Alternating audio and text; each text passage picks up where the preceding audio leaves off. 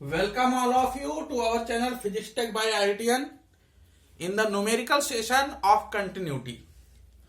आज हम लोग कंटिन्यूटी पर न्यूमेरिकल्स करने वाले हैं। हमने लिमिट पढ़ लिया, कंटिन्यूटी पढ़ लिया, डिफरेंशिएबिलिटी पढ़ लिया और डिफरेंशिएशन पढ़ लिया। आज हम न्यूमेरिकल्स करने वाले हैं कंटिन्यूटी पे। तो मैं आप लोगों के लिए कुछ अच्छे न्यूमेरिकल्स लेकर के आया हूं, क्योंकि अगर आप थोड़ा अच्छी क्वालिटी वाले जो क्वेश्चंस होते हैं उनको अगर आप कर लेंगे तो आप बेसिक क्वेश्चन तो बड़ी आसानी से कर सकते हैं। तो आज हमारा जो टॉपिक है वो है कंटिन्यूटी, और थ्योरेटिकल क्लास हमने पढ़ लिया है। आज हम उस पर न्यूमेरिकल्स करने वाले हैं, और न्यूमेरिकल्स भी हम ऐसे करेंगे जो आईआईटी जेईई में आए हुए क्वेश्चन है।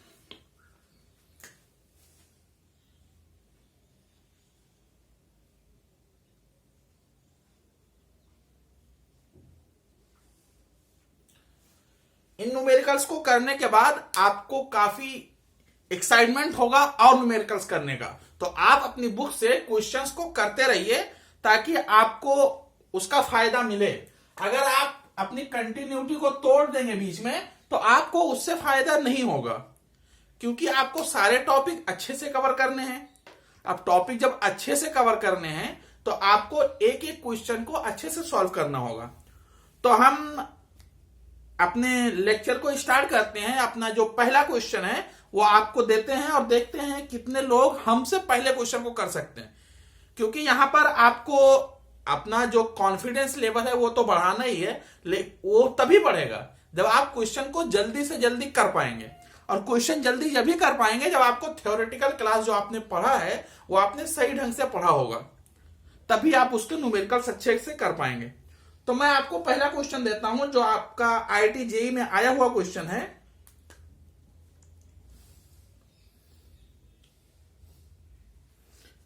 क्वेश्चन है, if function F x defined on, एक हमारा कोई फंक्शन है एफ एक्स, वो डिफाइन है। कहां पर डिफाइन है? एक रेंज में डिफाइन है, π/6 टू π/3।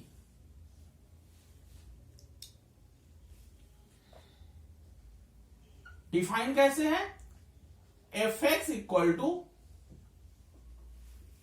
ये हमारा जो फंक्शन है वो दो पार्ट में डिफाइन है, √2 cos x - 1 divide by cot x - 1, और दूसरा जो है हमारा वैल्यू वो है k। फंक्शन की वैल्यू ये जब होगी जब x जो है π/4 नहीं होगा, और जब π/4 होगा तब फंक्शन डिफाइन है कैसे? k। तो क्वेश्चन क्या पूछ रहा है? Find value of k। ये जो आपका क्वेश्चन है यह आपका आया हुआ क्वेश्चन है आईआईटी जेईई में 2019 में। कब का क्वेश्चन है ये? 2019 का। इस क्वेश्चन को हम अच्छे से सॉल्व करेंगे, और इसके जो चार ऑप्शन है वो भी मैं लिख देता हूं, 1/2, 2, 1 और 1/√2। ये ABCD चार ऑप्शन है जो आपको क्वेश्चन में दिए हुए थे। अब आपको इस क्वेश्चन को सॉल्व करना है। अब इसको आपको सॉल्व कैसे करेंगे, इसका स्टार्ट कैसे करेंगे, इसका जो पहला स्टेप होगा वो हम क्या लेंगे, यहीं से हमारा क्वेश्चन स्टार्ट होता है। तो हम क्या करेंगे, क्योंकि ये बोला गया है कि फंक्शन जो है π/6 से π/3 तक डिफाइन है। इसका मतलब क्या है? इसका मतलब यह है कि इस रेंज में हमारा जो फंक्शन होगा वो कंटिन्यूअस होगा, क्योंकि कोई भी फंक्शन है वो डिफाइन है। मतलब π/6 से π/3 तक वो फंक्शन है। अगर वो फंक्शन है तो कोई ना कोई कंटिन्यूअस ही वैल्यू जा रही होगी। अब इसने उसको दो पार्ट में ब्रेक कर दिया। मान लो ये जो है इसका ग्राफ है, कोई भी रैंडम ग्राफ। आप ग्राफिकली अगर इस लेक्चर को आप समझ पाए थे कंटिन्यूटी को, तो आप अभी इसको इस क्वेश्चन को भी समझ जाएंगे। ये बोल रहा है यहां पे हमारा है π/6 और ये रहा हमारा π/3। इस रेंज में क्या है हमारा फंक्शन डिफाइन है। π/6 मतलब 30 डिग्री और π/3 मतलब कितना हो गया 60 डिग्री। और ये किसकी बात कर रहा है 45 डिग्री की। 30 डिग्री से 60 डिग्री तक आपका फंक्शन डिफाइन है, लेकिन ये क्या कह रहा है कि जब हम 45 डिग्री पर पहुंचते हैं तो क्या हो रहा है फंक्शन ब्रेक हो रहा है। फंक्शन ब्रेक हो रहा है किसमें कि जब मान लो ये रहा आपका π/4, इसके आप इधर हैं या आप इसके इधर हैं तो आपकी वैल्यू किससे डिफाइन है √2 cos x - 1 divide by cot x - 1। और अगर आप इस पॉइंट पे हैं तब आपकी वैल्यू क्या है k, तो हमें k की वैल्यू ही बतानी है।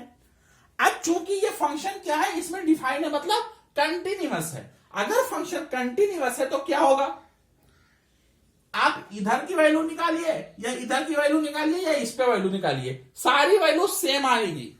अगर फंक्शन उसमें कंटिन्यूअस है तो क्या होता है, इसका कंडीशन क्या होता है LHL equal to RHL equal to function at A। यही तो आपका डिफिनीशन है। तो इसी डिफिनीशन को आप हम यूज करने वाले। फंक्शन एट A हमारा क्या है K, A की वैल्यू यहां पे क्या है π/4, ठीक है। तो यहां पर आपको f ऑफ A क्या है K है, मतलब ये इक्वल टू किसके आना चाहिए K के। तो हम इसमें से किसी की भी वैल्यू निकाल लें, मतलब इसकी वैल्यू तो हम निकाल चुके हैं, इन दोनों में से किसी की भी वैल्यू निकाल लें वही हमारी K की वैल्यू होगी। तो आइए अब हम निकालने की कोशिश करते हैं। तो इसको कैसे निकालेंगे, इसमें आपको क्या करना है, या तो आप LHL निकाल लीजिए या RHL निकाल लीजिए, दोनों में हमारा फंक्शन यही यूज होने वाला है। तो हम क्या करते हैं, इसको हम डायरेक्ट K इक्वल टू लिख देते हैं। इस पे हम लिमिट अप्लाई करेंगे, limit x tend into π/4 √2 cos x - 1 divide by cot x - 1। अब देखिए क्या होगा, जैसे ही आप π/4 पुट करेंगे तो cos π/4 1/√2, तो ऊपर क्या हो जाएगा 0। और जब आप यहां पे पुट करेंगे तो cot π/4 क्या होता है 1, तो 1 - 1 ये भी क्या हो जाएगा 0। तो ये कौन सा फॉर्म बना 0/0। अब क्या आपको लिमिट आनी चाहिए, 0/0 फॉर्म को सॉल्व करते आना चाहिए। तो सबसे आसान टेक्निक जो हमारे पास है वो क्या है, अप्लाई LH रूल। हम क्या करेंगे इसमें एल हॉस्पिटल रूल अप्लाई करेंगे। तो K की वैल्यू हमारी क्या आ जाएगी, लिमिट x टेंडिंग टू π/4। आप देखिए cos x का डिफरेंशिएशन क्या होगा माइनस साइन x, तो ये क्या हो जाएगा -√2 sin x, और ये तो 0 हो जाएगा। ऐसे नीचे cot x का क्या होता है -cos x², वो भी 0 हो जाएगा। अब हम इसमें क्या करेंगे, अब 1/cos x मतलब ऊपर जाएगा तो साइन स्क्वायर, तो इससे मिलके क्या हो जाएगा साइन क्यूब। तो इसको पहले एक बार सिंप्लीफाई कर लेते हैं, लिमिट x टेंडिंग टू π/4, ये क्या बन गया √2 sin क्यूब x। अब हम x की वैल्यू सिंपल तरीके से यहां पे पुट कर देंगे। तो k की वैल्यू क्या आ जाएगा √2 इंटू 1/√2 का क्यूब। साइन π/4 की वैल्यू क्या होती है 1/√2, तो k की वैल्यू क्या आ गई √2 इंटू 1/2√2। तो √2 से √2 तो कैंसिल आउट हो गया, तो k की वैल्यू क्या आ गई हाफ। ये हमारे कौन से ऑप्शन में लिखा हुआ है फर्स्ट ऑप्शन, यानी कि हमारा ए ऑप्शन जो है एकदम करेक्ट है। तो इस क्वेश्चन को इसका सॉल्यूशन आप लोग नोट कर लीजिए और इसको एक दो बार खुद से करने की कोशिश जरूर करिएगा। जब आप खुद से कोशिश करेंगे तो आपको इसका सॉल्यूशन और अच्छे से समझ में आ जाएगा। उम्मीद करता हूं इसमें कई सारे लोग कोशिश जरूर करते होंगे।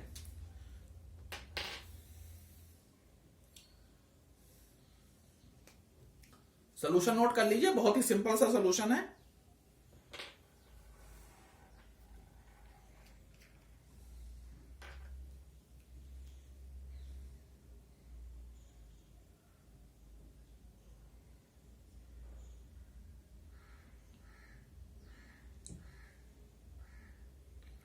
ये मैंने आसान क्वेश्चन से ही शुरुआत किया था, अब मैं इसका लेवल थोड़ा और आगे बढ़ाऊंगा।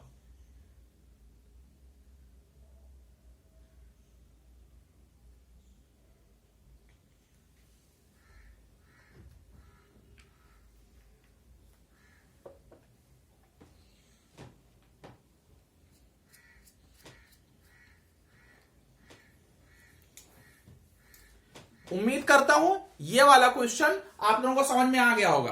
किसी ने अगर नोट नहीं किया है तो आप वीडियो को थोड़ा बैक भी कर सकते हैं, थोड़ी देर पॉज करके भी इसको नोट डाउन कर सकते हैं, ताकि आप लोगों का टाइम और बेकार ना करते हुए मैं अगले क्वेश्चन पे आता हूं। अगला क्वेश्चन इससे और अच्छा क्वेश्चन है।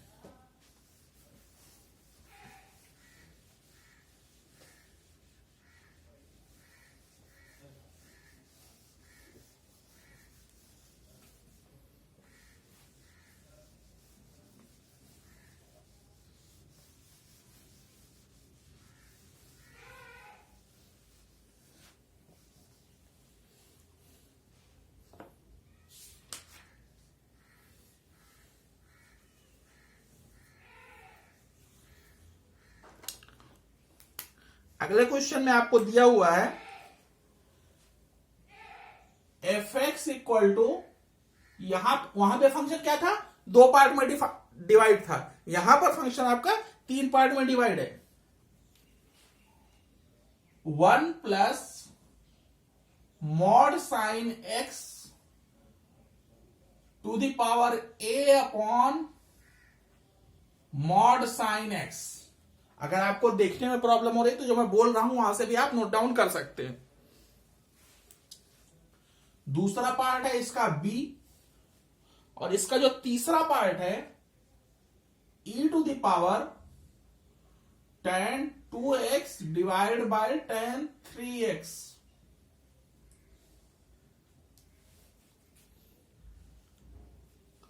ये आपका डिफाइन है π/6 से 0 तक। यह है जब आपका x का वैल्यू 0 होगा, और यह है जब आपका वैल्यू 0 से π/6 तक होगा। यह -π/6।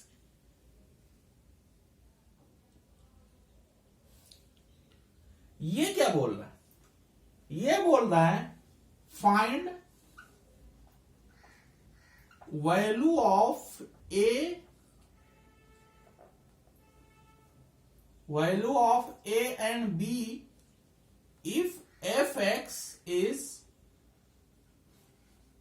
continuous at x equal to 0।